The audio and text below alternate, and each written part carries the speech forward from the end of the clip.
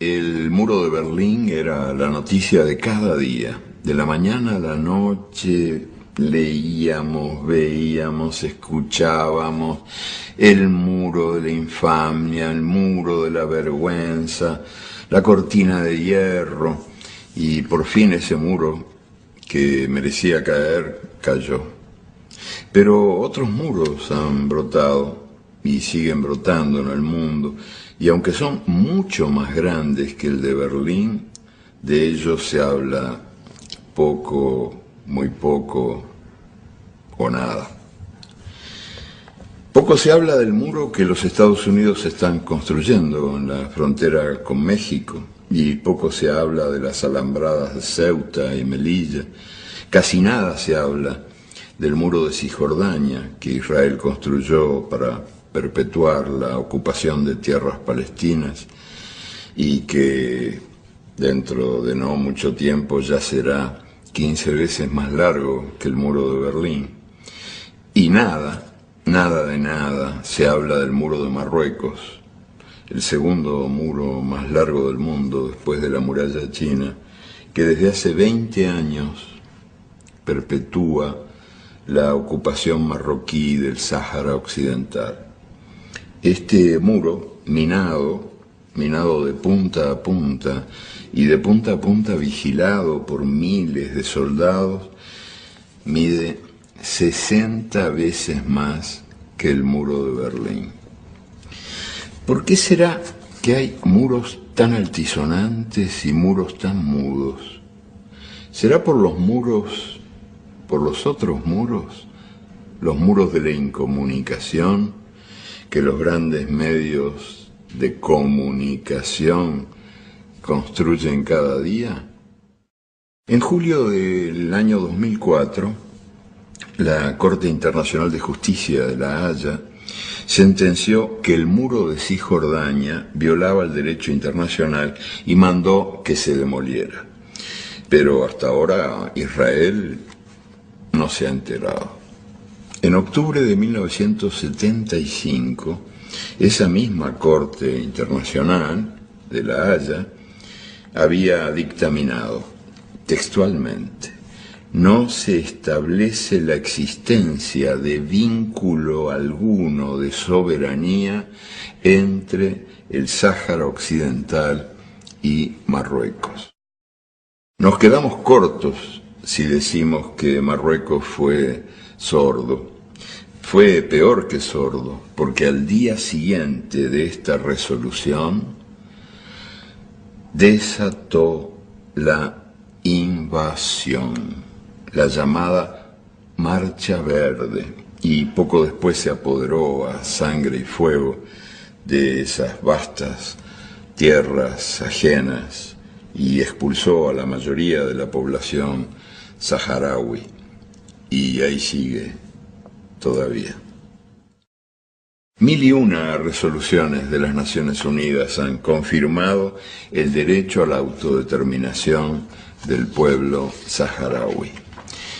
¿De qué han servido esas resoluciones? Se iba a hacer un plebiscito para que la población pudiera decidir su destino.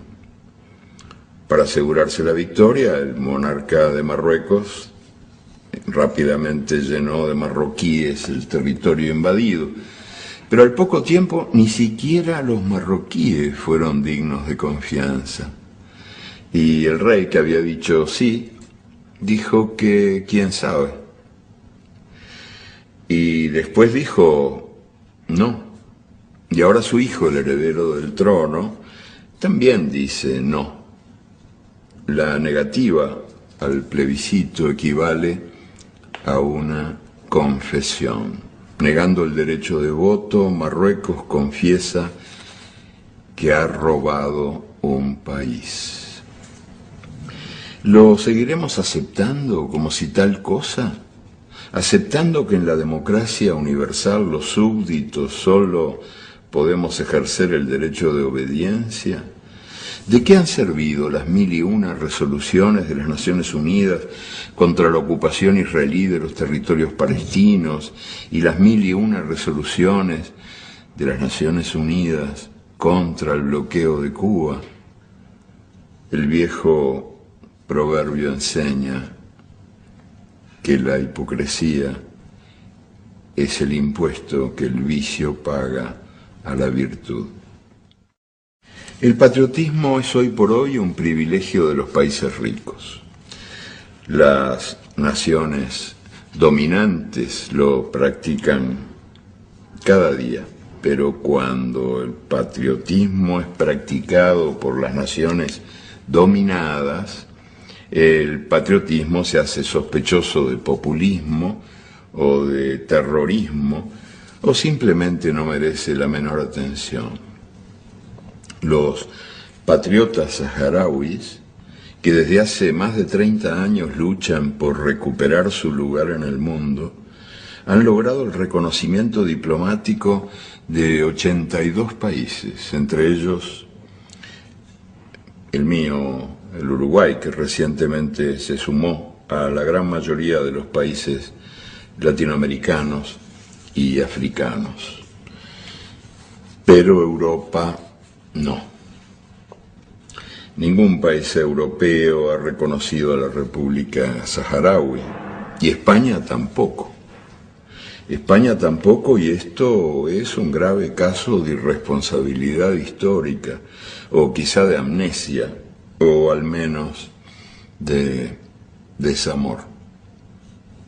Hasta hace 30 y pocos años el Sáhara era todavía colonia de España, y España tenía el deber legal y moral de amparar su independencia. ¿Qué dejó allí el dominio imperial? Al cabo de un siglo, ¿a cuántos universitarios formó España en el Sáhara? En total, 3. Un médico, un abogado y un perito mercantil. Eso dejó. Y dejó una traición. España sirvió en bandeja esa tierra y esas gentes para que fueran devoradas por el reino de Marruecos. Y desde entonces el Sáhara es la última colonia del África. Le han usurpado la independencia. ¿Por qué será que los ojos se niegan a ver lo que rompe los ojos? ¿Será porque los saharauis han sido una moneda de cambio, ofrecida por empresas y países que compran a Marruecos lo que Marruecos vende aunque no sea suyo?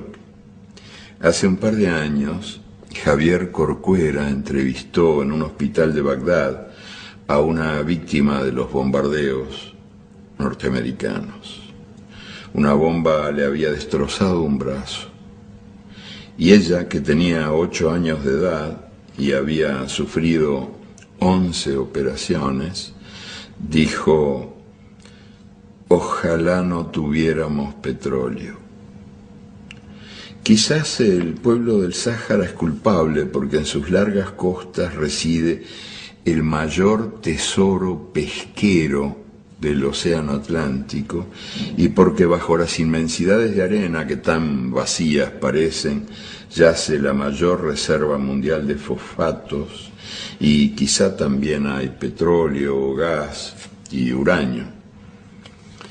En el Corán y en la Biblia podrían estar, aunque no estén, profecías como esta: las riquezas naturales serán la maldición de las gentes. Los campamentos de refugiados al sur de Argelia están en el más desierto de los desiertos. Es una vastísima nada, rodeada de nada, donde solo crecen las piedras, y sin embargo en esas arideces y en las zonas liberadas, que no son mucho mejores, los saharauis han sido capaces de crear la sociedad más abierta y la menos machista de todo el mundo musulmán. Este milagro de los saharauis, que son muy pobres y muy pocos, no solo se explica por su porfiada voluntad de ser libres, que eso sí que sobra en esos lugares donde todo falta, sino que también se explica en gran medida por la solidaridad internacional.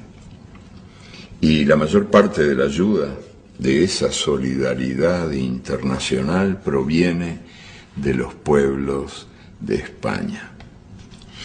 Su energía solidaria, memoria y fuente de dignidad es mucho más poderosa que los vaivenes de los gobiernos y los mezquinos cálculos de las empresas.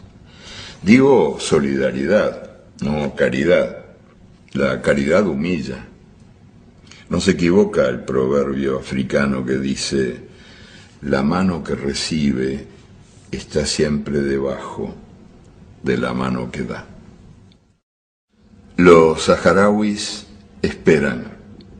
Están condenados a pena de angustia perpetua y de perpetua nostalgia. Los campamentos de los refugiados llevan los nombres de sus ciudades secuestradas, sus perdidos lugares de encuentro, sus querencias. Se llaman El Aaiún, Asmara. Ellos se llaman a sí mismos hijos de las nubes, porque desde que tienen memoria viven persiguiendo la lluvia. Y desde hace más de 30 años persiguen también la justicia, que en el mundo de nuestro tiempo parece más esquiva que el agua en el desierto.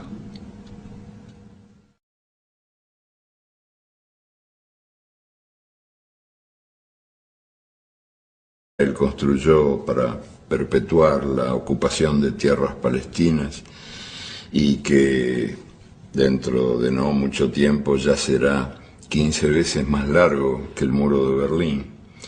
Ya vamos, el muro de la infamia, el muro de la vergüenza, la cortina de hierro, y por fin ese muro que merecía caer, cayó.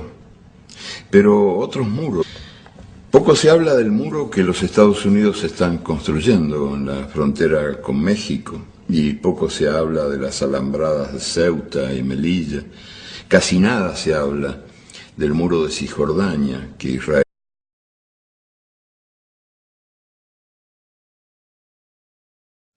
El muro de Berlín era la noticia de cada día. De la mañana a la noche leíamos, veíamos, escudos han brotado y siguen brotando en el mundo. Y aunque son mucho más grandes que el de Berlín, de ellos se habla poco, muy poco o nada.